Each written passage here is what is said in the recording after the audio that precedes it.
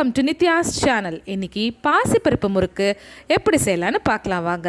இது ரொம்ப டேஸ்டியாக இருக்குது, கிறிஸ்பியாக இருக்குது, எண்ணெயும் இழுக்கல. வாங்க வீடியோக்குள்ளே போகலாம். இன்றைக்கி பாசிப்பருப்பு முறுக்கு செய்ய போகிறோம் தீபாவளிக்காக. அதுக்கு மாவு பச்சரிசி 1 கிலோ 200 கிராம் கிளாஸில் 5 கிளாஸ் வருது. அதை நல்லா கழுவி வெயிலில் காய வச்சு எடுத்து வச்சுருக்கேன். இப்போ இது கூட அதே 200 கிராம் கிளாஸில் 3/4 கிளாஸ் இட்லி அரிசி எடுத்திருக்கேன். இதை நம்ம வறுத்துக்கணும். வறுத்து இதில் சேர்க்க போகிறோம். அதே 200 கிராம் கிளாஸில் 1 கிளாஸ் பாசிப்பருப்பு எடுத்திருக்கேன். இதையும் வறுத்து இதில் சேர்க்கணும். 5 கிளாஸ் பச்சரிசி, 3/4 கிளாஸ் இட்லி அரிசி, 1 கிளாஸ் பாசிப்பருப்பு. இட்லி அரிசியும் பாசிப்பருப்பை மட்டும் வறுத்து இதில் சேர்த்து மிஷினில் அரைக்க போகிறோம். அதே கிளாஸில் 1 கிளாஸ் பொட்டுக்கல்லை சேர்த்து அரைச்சிக்க போகிறோம். பாசிப்பருப்பை வறுக்கிறோம். ரொம்ப நேரம் வறுபடக்கூடாது, தீஞ்சிடும், கலர் சேஞ்ச் ஆகிடும். வாசனை வர அளவுக்கு வறுத்தா போதும். அடுத்தது அரிசி வறுத்துக்க போகிறோம். அதுவும் கலர் சேஞ்ச் ஆகக்கூடாது, வாசனை வந்தால் போதும். பொன்னிறமாக வறுக்கணும். கலர் சேஞ்ச் ஆனால் முறுக்கோட கலர் மாறிடும். அதனால கலர் சேஞ்ச் ஆகாமல் இதையும் நம்ம நல்லா வறுத்து எடுத்துக்கலாம். மீடியம் ஃப்ளேமில் வச்சு வறுத்து எடுத்துக்கலாம். 5 கிளாஸ் பச்சரிசி, 1 கிளாஸ் பொட்டுக்கடலை, 3/4 கிளாஸ் இட்லி அரிசி, 1 கிளாஸ் பாசிப்பருப்பு. இட்லி அரிசியும் பாசிப்பருப்பை மட்டும் வறுத்தோம். இதெல்லாம் நம்ம அரைச்சிட்டு வந்துட்டோம். மிஷினில் கொடுத்து அரைச்சிட்டு இந்த மாவுலேருந்து நான் ஒரு 2 கப் மாவு எடுத்திருக்கேன். இதுக்கு கொஞ்சம் ஓமம் சேர்த்துக்கிறேன். இன்றைக்கி இந்த 2 கப் மாவுக்கு மட்டும் முறுக்கு செஞ்சு காட்டுறேன். மீதி நம்மளுக்கு தேவையான அப்போ எடுத்து முறுக்கு செஞ்சுக்கலாம். இது 1 மந்த் ஆனாலும் அந்த மாவு கெட்டு போகாது, நல்லாவே இருக்கும். நம்ம ப்ரிசர்வ் பண்ணி வைக்கிறதுல தான் இருக்குது. இந்த மாவுக்கு தேவையான அளவுக்கு சால்ட் சேர்த்துக்கலாம். அடுத்து நான் கட்டி பெருங்காயத்தை தண்ணியில் ஊற வச்சுருக்கேன், அதை சேர்த்துக்கிறேன். பெருங்காயம் சேர்த்ததுக்கப்புறமா நல்லா மிக்ஸ் பண்ணிக்கலாம். உப்பு, ஓமம், பெருங்காயம் எல்லாம் மாவோடு நல்லா மிக்ஸ் ஆகிற மாதிரி நல்லா மிக்ஸ் பண்ணிக்கலாம். பக்கத்தில் நான் ஒரு குழிக்கரண்டி ஆயில் சுட வச்சுருக்கேன். ஆயில் வேணாலும் நம்ம சேர்த்துக்கலாம், அப்படி இல்லைனா பட்டர் வேணாலும் நம்ம சேர்த்துக்கலாம். நான் ஆயில் தான் காய்ச்சிருக்கேன். அதை இந்த மாவில் சேர்த்துக்கிறேன்.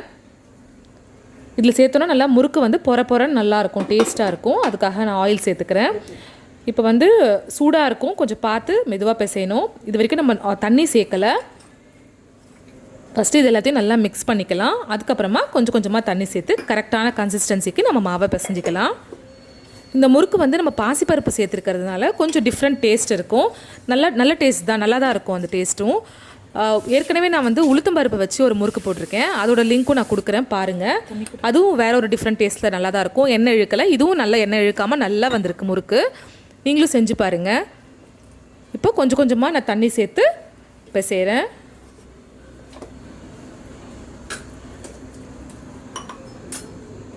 மாவு பார்த்திங்கன்னா இந்த கன்சிஸ்டன்சிக்கு இருக்கணும்.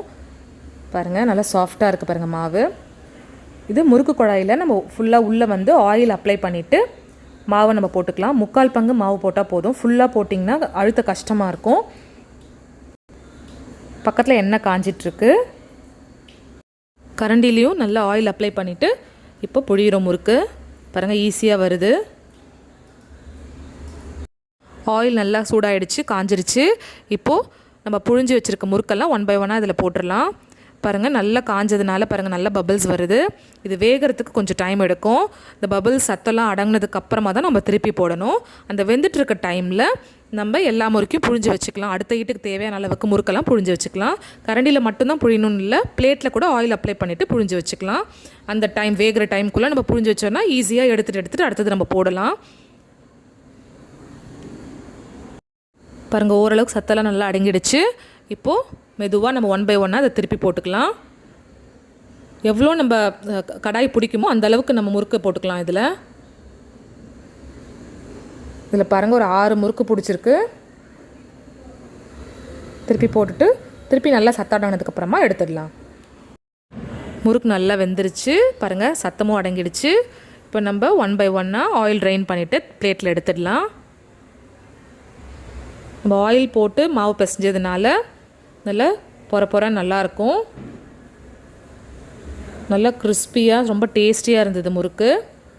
நீங்களும் அதை வீட்டில் ட்ரை பண்ணி பாருங்கள். உங்கள் கமெண்ட்ஸை நீங்கள் கமெண்ட் பாக்ஸில் ஷேர் பண்ணுங்கள். இந்த வீடியோ உங்களுக்கு பிடிச்சிருந்ததுன்னா லைக் பண்ணுங்கள், உங்கள் ஃப்ரெண்ட்ஸ்க்கெல்லாமும் ஷேர் பண்ணுங்கள். நித்யாஸ் சேனலை நீங்கள் இது வரைக்கும் சப்ஸ்கிரைப் பண்ணலன்னா சப்ஸ்கிரைப் பண்ணிக்கோங்க. கூடவே இந்த பெல் ஐக்கானையும் ப்ரெஸ் பண்ணுங்கள். அப்போ தான் நான் போடுற வீடியோஸ் எல்லாம் உங்களுக்கு உடனுக்குடன் வரும். பாருங்கள், டேஸ்டியான முறுக்கு ஈஸியாக நம்மளே செஞ்சிடலாம் வீட்டில். இன்னொரு வீடியோவில் உங்களை சந்திக்கிறேன். பாய்.